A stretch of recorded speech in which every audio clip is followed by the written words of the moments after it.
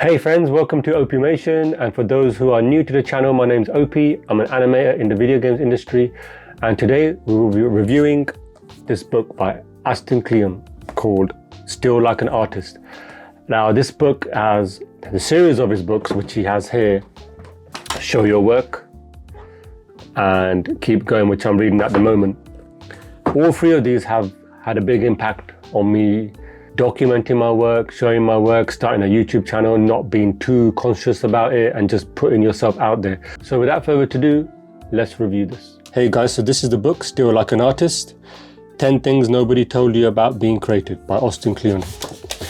And this is the back. It gives you all the summaries, unlock your creativity, still like an artist. So these are the areas covered. Don't wait until you know who you are to get started. Write the book you want to read. Use your hands. Side projects and hobbies are important. The secret, do good work and share it with people. Geography is no longer a master. Be nice. The world is small. Be boring. It's the only way to get work done. Creativity and subtraction. So this is what we're going to cover. So the first one is Still Like an Artist, right? So if we look at Still Like an Artist, he talks about how does an artist still look at the work. First you figure out what's worth stealing, then you move on to the next. So you still like an artist. So I think here, in terms of when you look for it, he's talking about there's so much stuff out there that you can see that is not original. Well, nothing's original, but you recycle it all the time.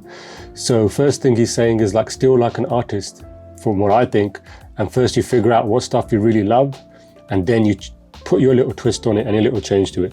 And it's got little quotes which are really cool, which say like the only art I'll ever study is stuff that I can steal from David Bowie. See, so it just talks about, again, we're talking about nothing is original, which I think is it can be quite a good thing, because then you can just take stuff that's really cool and you can make it even cooler. Okay, so the next chapter we go to is don't wait until you know who you are to get started. Now in this one it talks a lot about, you might be scared at the start, which is natural. We all are like that. But there's a very real thing that runs rampant in educated people. It's called imposter syndrome, which he talks about right here. But it's just, this is all about just documenting your work and put it out. And he mentions stuff like fake it till you make it. What else? There is also quotes here. You start out as a phony and become real. So you're always searching, always looking. I think this is really good. I mean, Shakespeare's put a quote here too: all the world's a stage and all the men and women merely players. They have their exits and their entrances, and one man in his time plays many parts. So it just talks about not being too afraid, start copying and changing, start copying what you love, copy, and at the end the copy will find yourself. So you'll end up finding something original. So documenting and just experimenting with your art, keep going, keep pushing. Don't be too self-conscious is what this chapter is trying to say, just put yourself out there. And the third one, write the book you want to read. So he talks about, in this chapter, he talks about the best advice is not to write what you know, is to write what you like. Write the kind of story you like best. Write the story you want to read. He's trying to encourage you to, do what you like. So he would say, like, there would be examples in there where he would say, well, whenever you are at a loss for what move you want to make next, what would make a better story? So he kind of makes you think in that way. Just go out and make stuff, which is really good. He talks about just getting yourself out there. Use your hands. This is a good one. So number 4, he goes on about, especially nowadays, he goes on about step away from the screen, computer.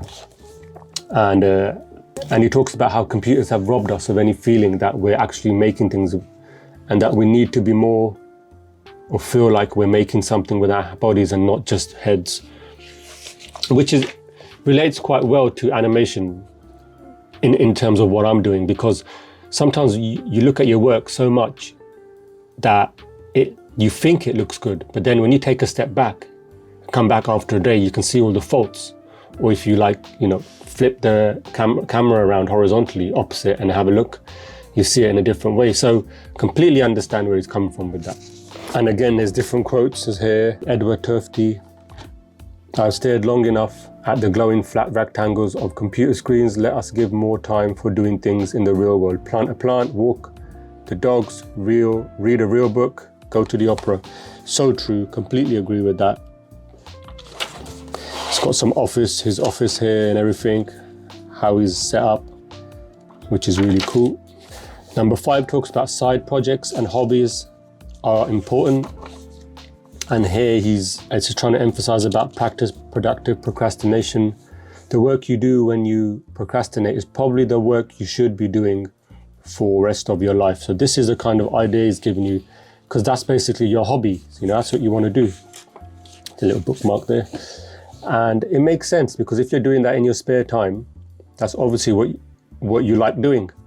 So he also goes on to say, because some people say you should put your eggs in one basket, but he says have a lot of side projects going on at once. So when you get sick of one, you can bounce between them and keep moving back and forth, or keep bouncing back and forth, which I agree with as well. I have a few as well. So it does, you know, I have my animation, then I have my fitness, and then you have my painting channel, my miniature painting channel.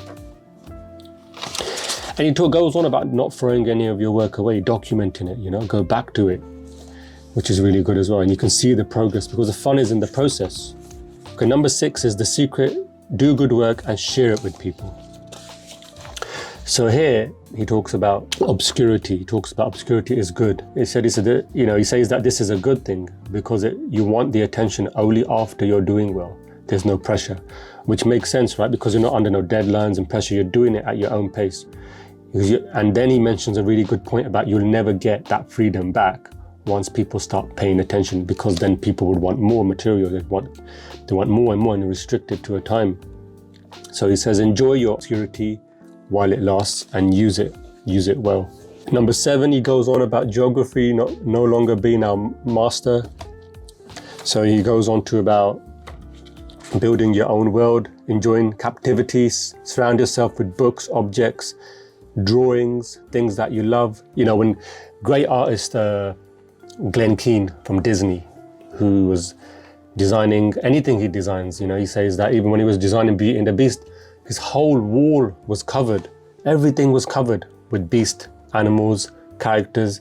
He was so into the character, and then out of that, slowly, again, looking at all these different references, and then the beast appeared.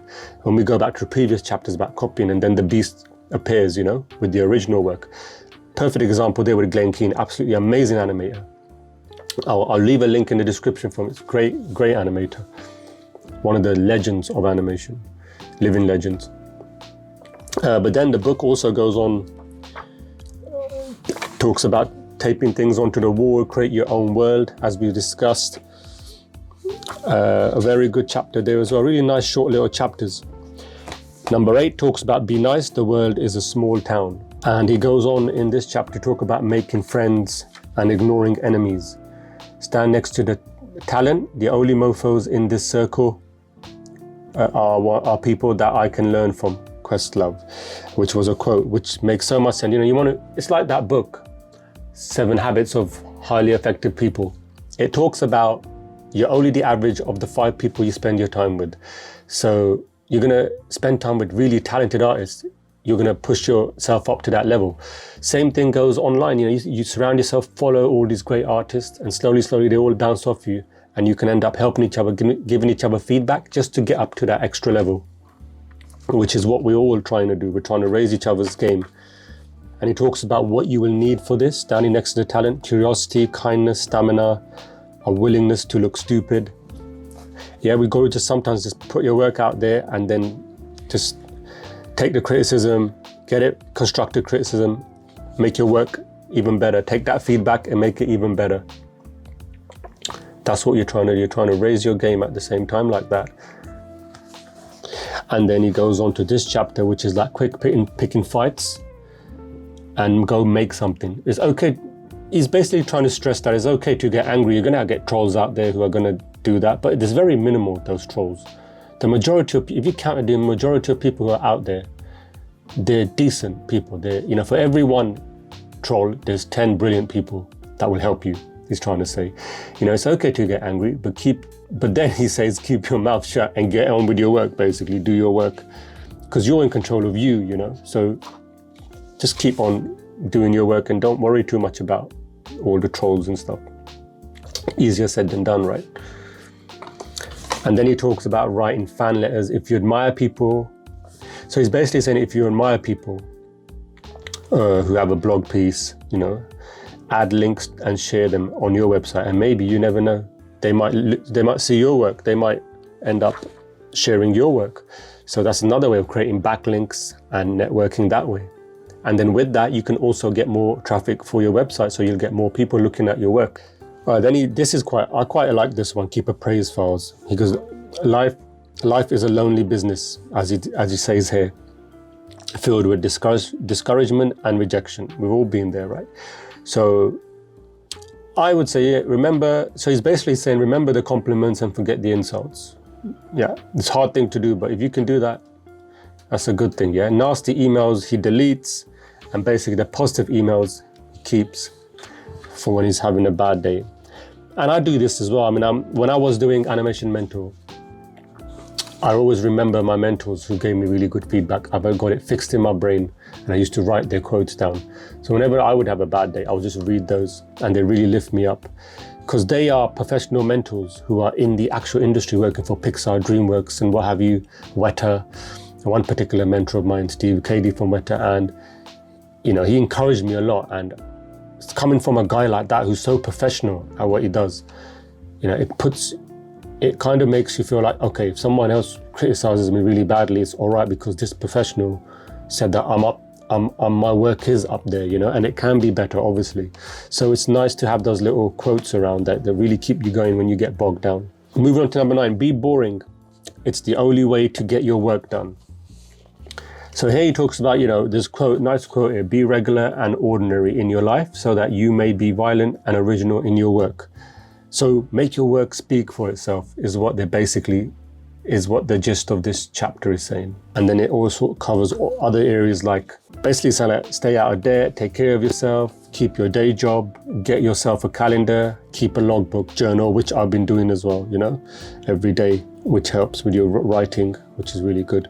Marrying well, you know, he talks about the stress. He stresses like how important it is to be with a partner who is just as ambitious and shares your journey as well, which makes sense because you don't want to be with someone who's completely, you know, want someone to push you as well and support you at the same time. You know, that makes a lot of difference to your journey.